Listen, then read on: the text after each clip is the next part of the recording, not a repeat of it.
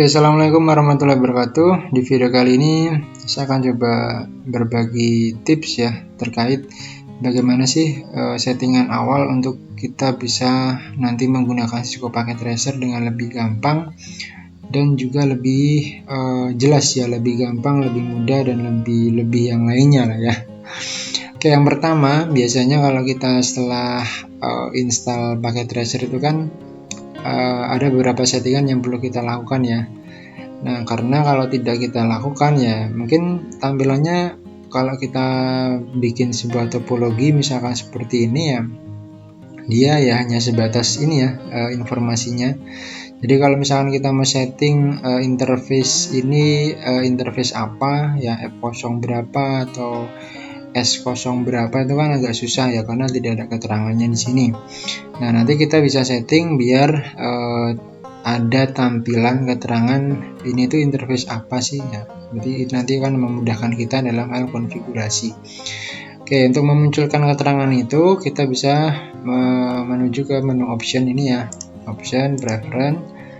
Kemudian di bagian sini kita checklist untuk yang always show port label in logical workspace. Jadi kita checklist, kemudian langsung aja kita close. Nah, nanti kita akan menjumpai di setiap kabel yang terhubung di masing-masing perangkat ini, dia akan ada keterangannya. Berarti ini di F00 di bagian switch yang terhubung ke router itu nanti dia F01 dan seterusnya ya, semua akan ada keterangannya.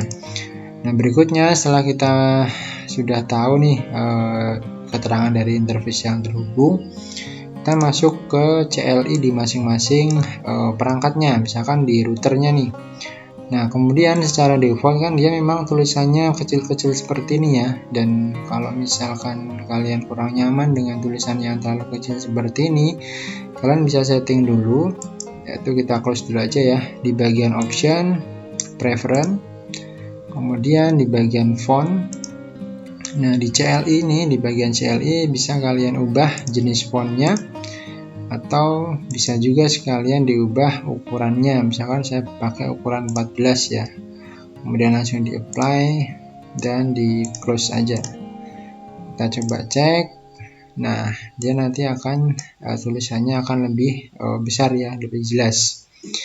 Nah, berikutnya setelah kita udah berhasil memperbesar tulisan di CLI nya ini, ada kalanya pada saat kita menuliskan komen-komennya itu seringkali kita typo ya, atau salah nulis. Kan saya mau nulis apa ya, nah misalkan seperti ini.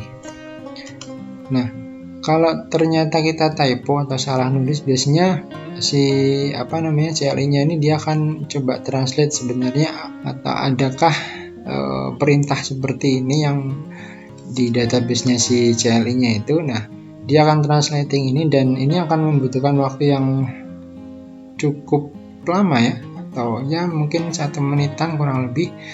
Dan kalau kita saat konfigurasi pengen cepet-cepet bisa selesai nih, tentunya juga ini akan mengganggu ya. Jadi mau nggak mau kita harus tunggu proses translating ini sampai selesai, baru kemudian bisa kita lanjutkan penulisan komennya. Nah, nanti akan coba saya sampaikan bagaimana cara untuk mendisable fitur translating ini. Nah, ini sudah selesai. Nah, untuk menghilangkan fitur ini, kita bisa masuk ke configure terminal dulu ya. Kemudian kita tuliskan no IP domain lookup.